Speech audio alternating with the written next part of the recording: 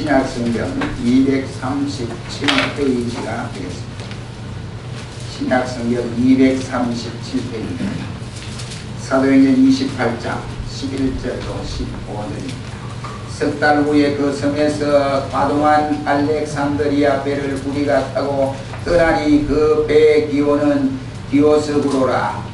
수라구사에 떼고 사흘을 있다가 거기서 둘러가서 레기온에 이르러 하루를 지난 후 남풍이 일어남으로 이튿날 보디올에 이르러 거기서 형제를 만나 저희의 청함을 받아 이래를 함께 유하다가 로마로 가니라. 15절입니다.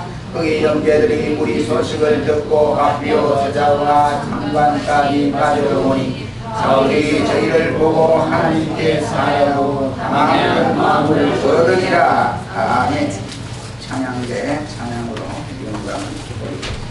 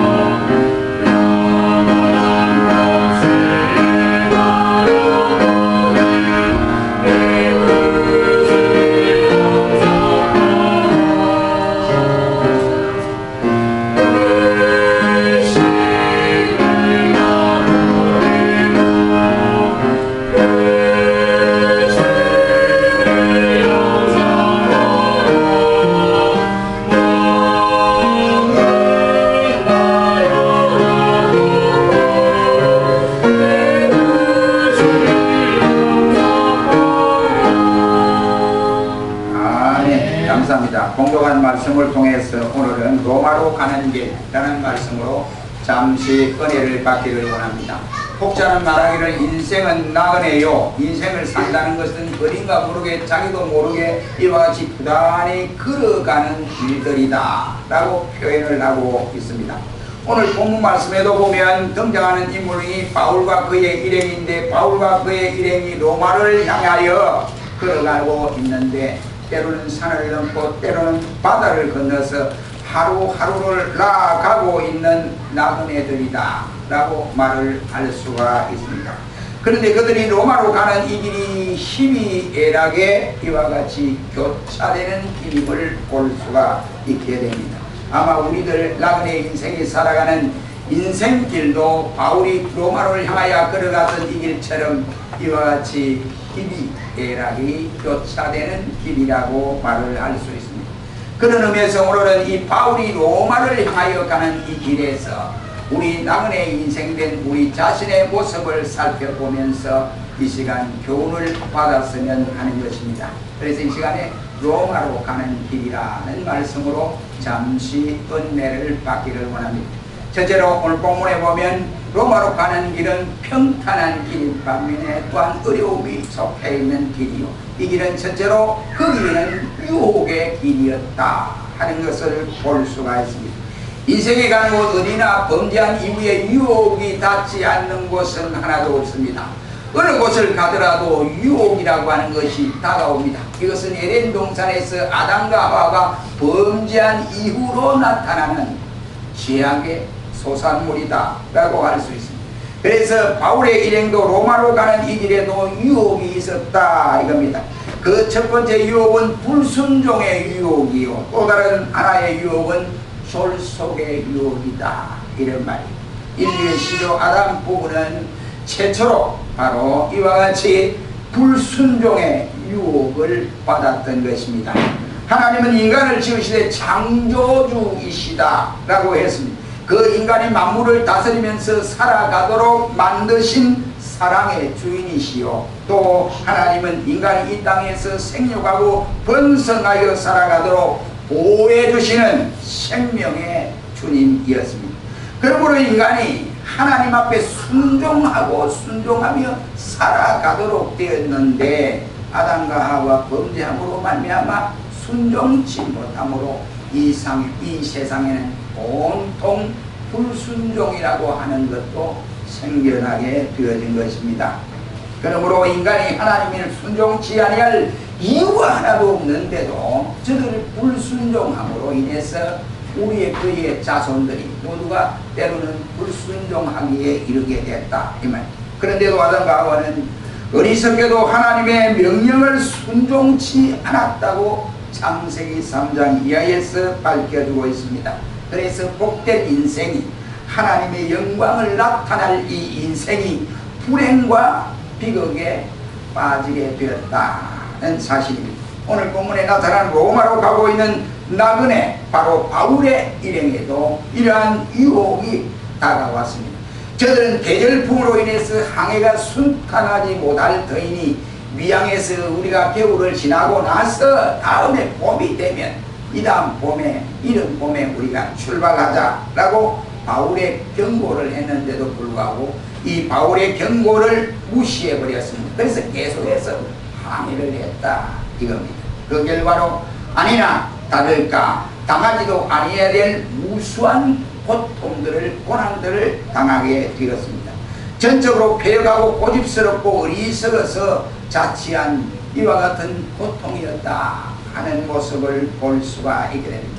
하나님이 우리에게 고통을 주시는데 그 고통은 두 가지 방법입니다. 하나는 하나님이 주신 고통, 그리고 자기가 잘못해서 받는 이 고통이 있는데, 오늘 본문에 바울의 말을 듣지 아니한 많은 사람들은 모두가 바울의 말을 듣지 아니하고 자기 고집을 세우므로 저들이 이런 고통을 겪게 되었습니다. 저들은 왜 바울의 경고를 이와 같이 거역했을까요?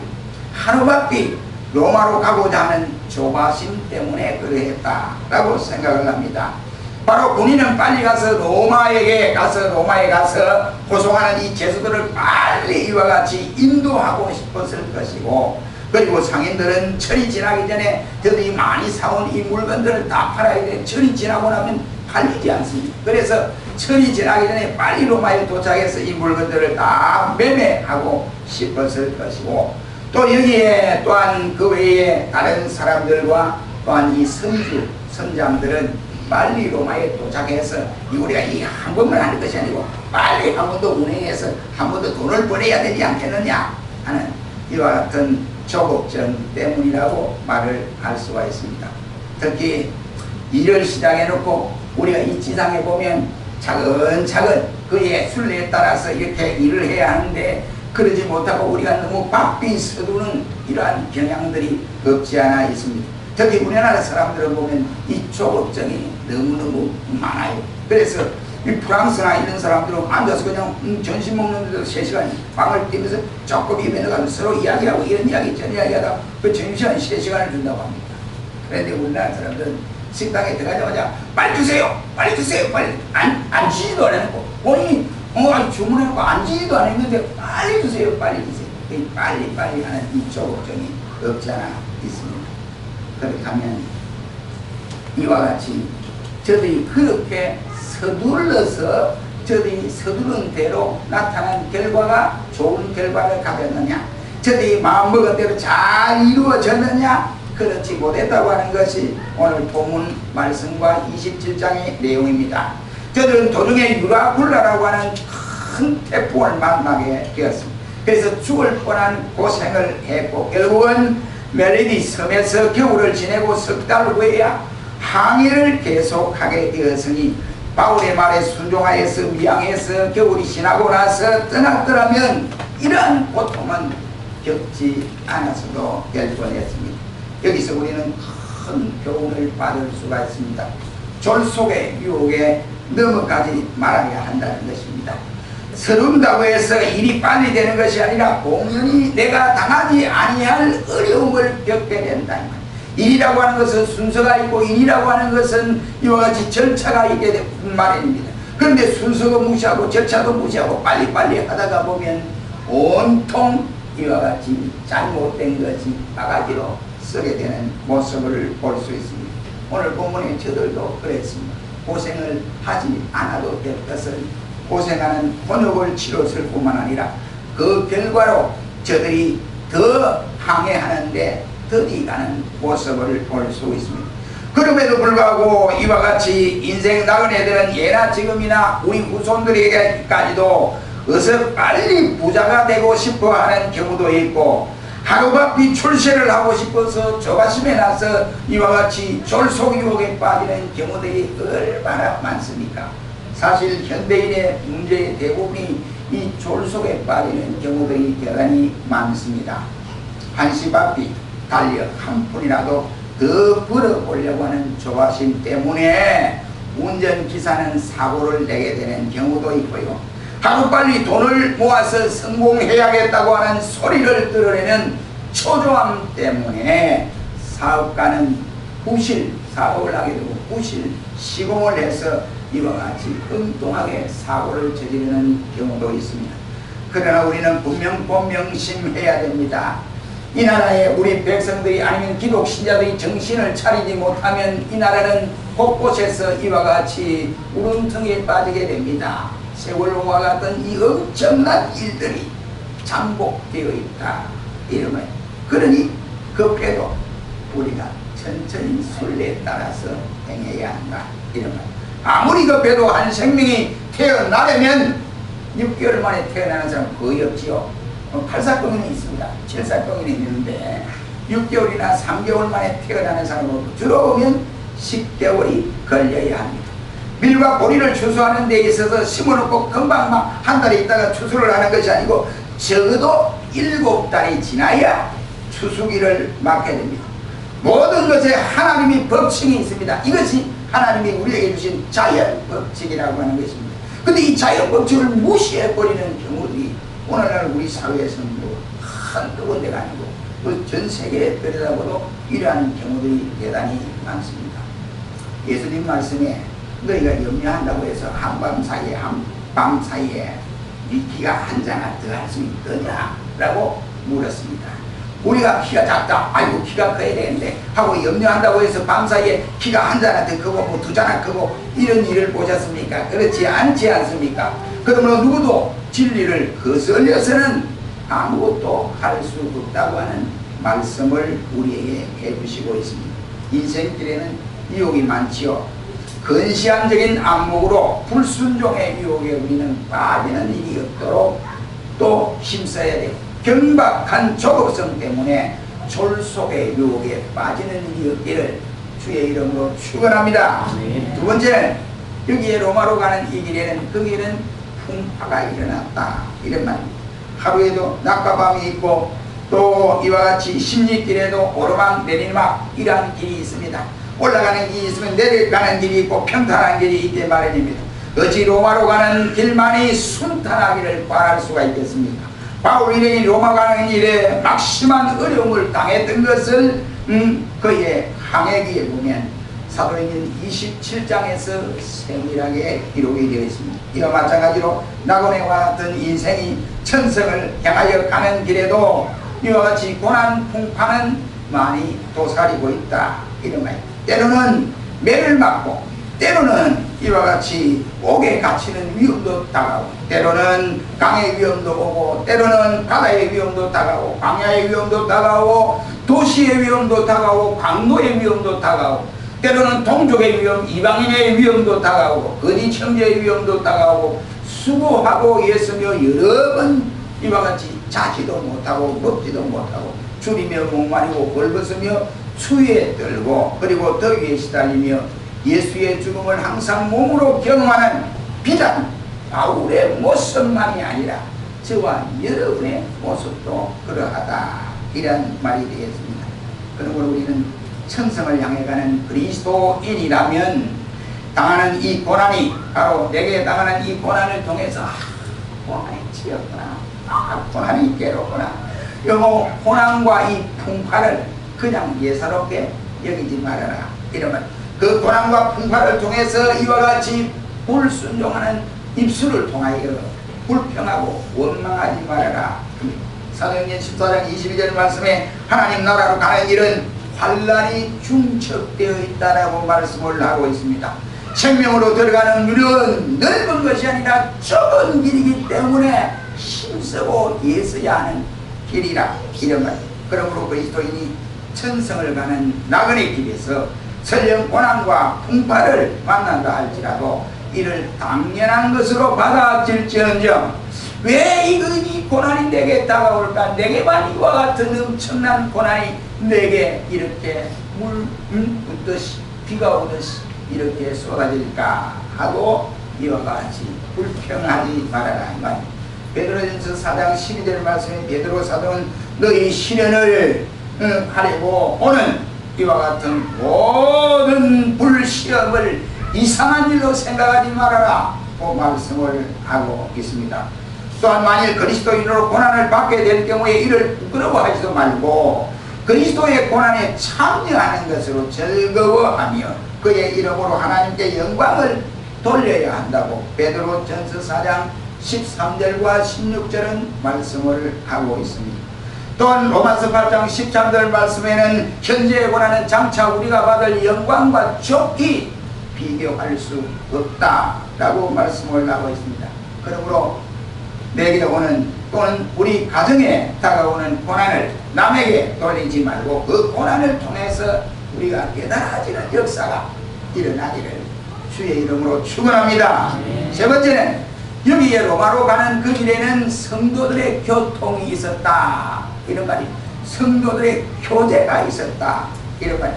오늘 공독한 본문 말씀에 보면 13절 14절 말씀 15절 말씀에까지 보면 이와 같이 저들이 그 형제를 만나 저희의 청함을 받아 이래를 함께 유하다가 로마로 갔다 라고 말씀을 하시면서 거기 형제들이 우리 소식을 듣고 아비오 주자와 상관까지 맞으러 나오니 바울이 저를 보고 하나님께 살해하고 담대한 마음을 얻었다 라고 했습니다.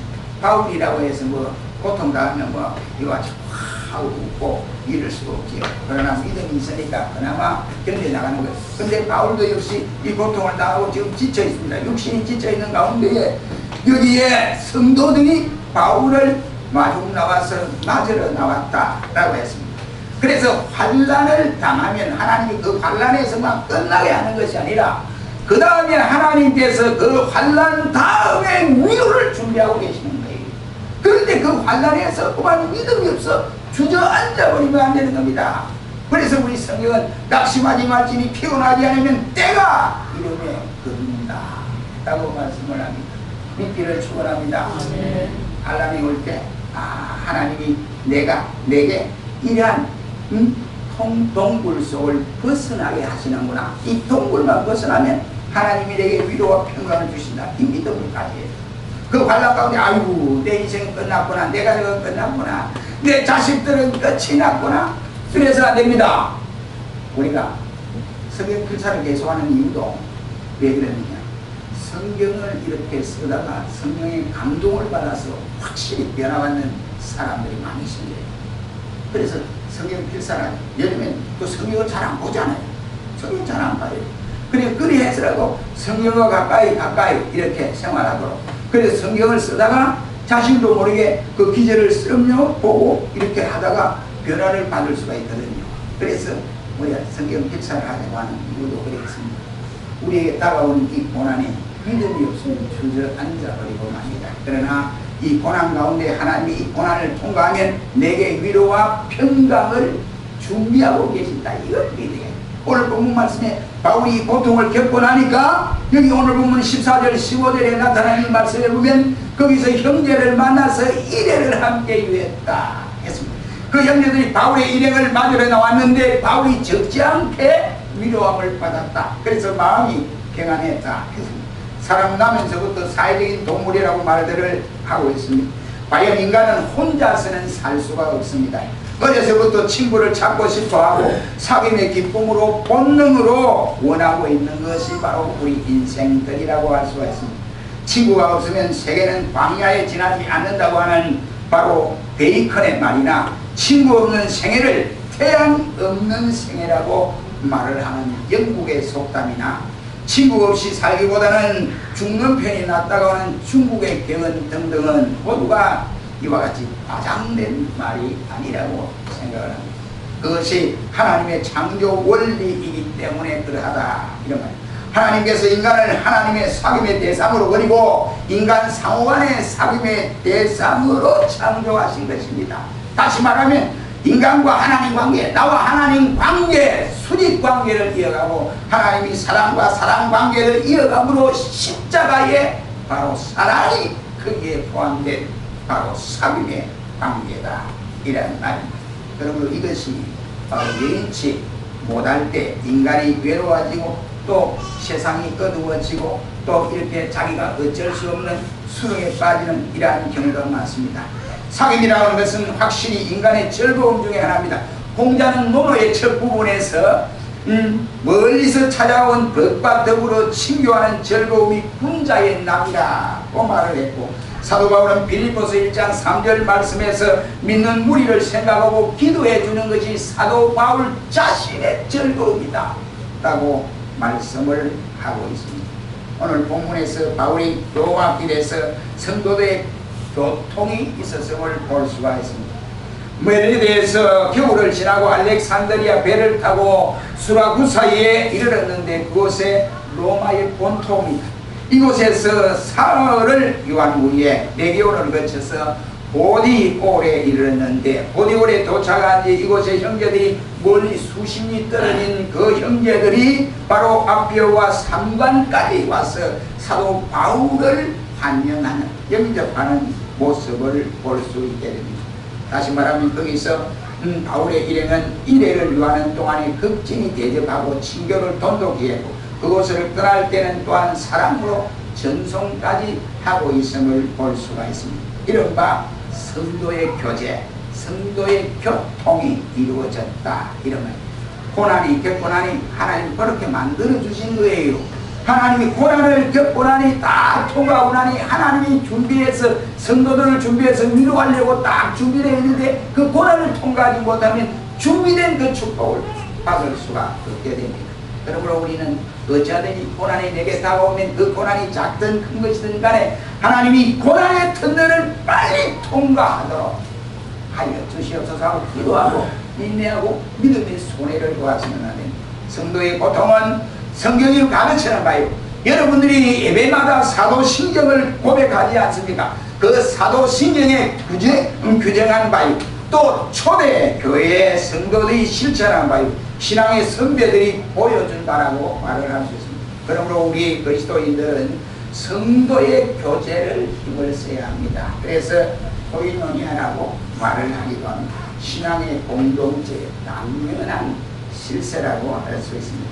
그런데도 성도의 교통을 외면하는 자가 교회 중에 없지 않는 것은 지극히 유감스러운 일이라고 할 수 있습니다. 이는 그 자신의 바로 비사고적인 성격 때문에 그럴 수도 있고 독선적인 오만 때문에 그럴 수도 있습니다. 어느 쪽이든 간에 주님께 합당치 못한 것이라고 하는 것은 사실이라 이 말이 천성으로 가는 길 멀고도 험합니다. 그러나 보디올 형제들이 베풀어 주신 따뜻한 형제에게는 온갖 풍랑에 지쳐있는 사도 바울의 일행들에게 큰 담력과 함께 위로와 격려를 받게 하는 것입니다. 그러므로 사랑하는 성도 여러분, 우리는 이와 같이 저들 일행들이 힘과 소망을 부여받은 것처럼 우리들도 형제끼리 물고 뜯고 먹는 이러한 일은 없어야 한다는 거예요.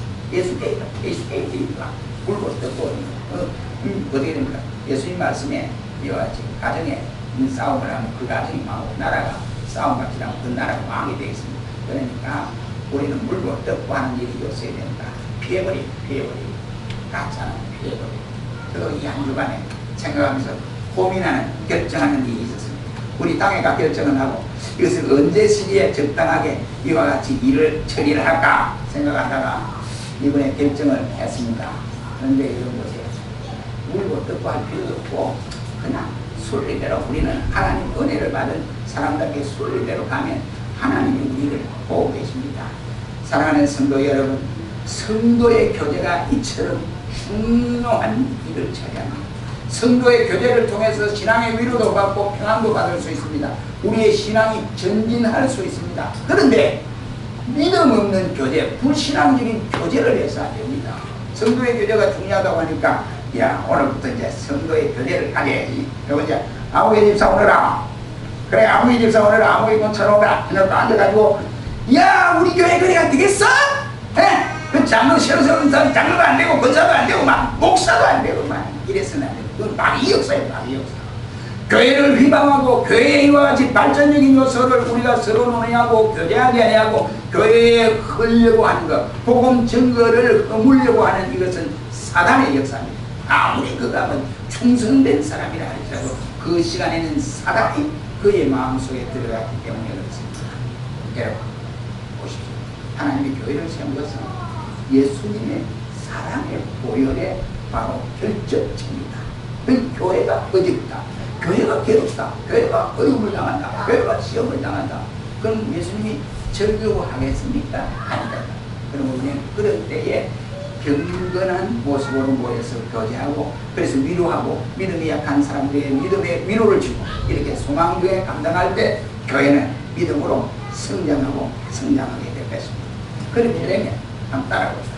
잘 될 것입니다. 잘 될 것입니다. 잘 될 것입니다. 더 잘 될 것입니다. 더 잘 될 것입니다. 더 잘 될 것입니다. 그런 역사가 일어나게 되어 있습니다. 사랑하는 성도 여러분, 로마로 바울의 일행도 이런 고통과 환난과 어려움을 겪으면서 받은 그 유혹에 물들지 아니하고 자기가 가야 할 길, 하나님께로 받은 그 사명대로 가야 할 길을 걸어가게 될 때 하나님이 그 고통의 기간을 넘기면 평안과 위로의 역사가 기다리고 있는 것처럼 우리 여러분도 이 세상 가는 나그네 길에 우리에게는 한 번만 고통 당하는 법이었습니다. 여러 가지의 우리에게 다가오는 시련들이 있을 수 있습니다. 그리고 믿음으로 승리하시기를 주의 이름으로 축원합니다. 기도하겠습니다.